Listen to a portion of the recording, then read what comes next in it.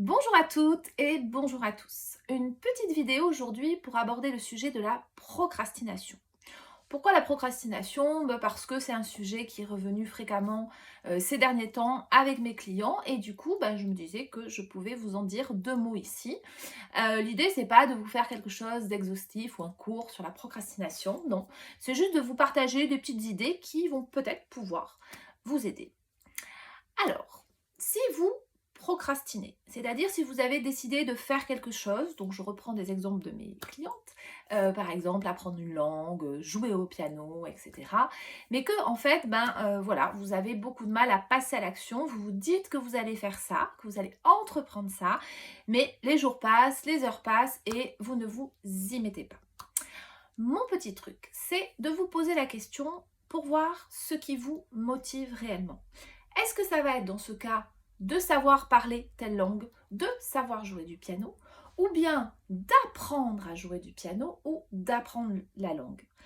Autrement dit, est-ce que vous êtes motivé par le résultat que vous allez obtenir ou par le processus pour arriver à ce résultat?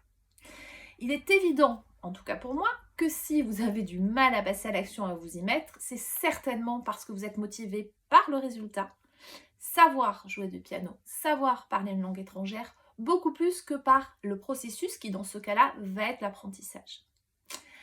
Alors, soit vous abandonnez votre projet et vous le laissez à l'état de rêve, c'est une solution, soit vous pouvez peut-être essayer de vous motiver sur le processus. Et comment est-ce qu'on peut se motiver sur le processus? Déjà, c'est de pouvoir visualiser et en tout cas vous projeter sur tous les bénéfices que vous allez avoir à avoir appris cette langue ou à avoir appris à jouer du piano. En vous projetant dans le bénéfice, donc dans le plaisir, vous allez peut-être retrouver de la motivation. Et une deuxième chose aussi, c'est de voir sur le processus quel plaisir vous pouvez éprouver. Voilà, ça c'est possible aussi. Donc se dire, peut-être que en me mettant au piano, en apprenant les notes, je vais pouvoir en tirer un certain plaisir, une certaine satisfaction. Peut-être donc recentrer le plaisir sur le processus.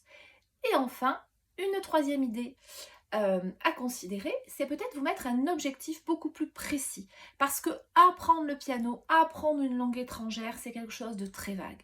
Mais si l'objectif devient je veux apprendre à jouer au clair de la lune pour l'anniversaire de ma petite nièce, pour lui faire une surprise, là vous êtes sur un objectif beaucoup plus réaliste, beaucoup plus smart donc. Et du coup, peut-être que votre motivation va s'en trouver grandie. Voilà, c'était quelques petits trucs, quelques petites réflexions sur la procrastination. Et puis si vous pensez que cela peut aider d'autres personnes ou les intéresser, n'hésitez pas à partager ma vidéo. Et moi je vous dis à très bientôt pour un autre sujet. À bientôt!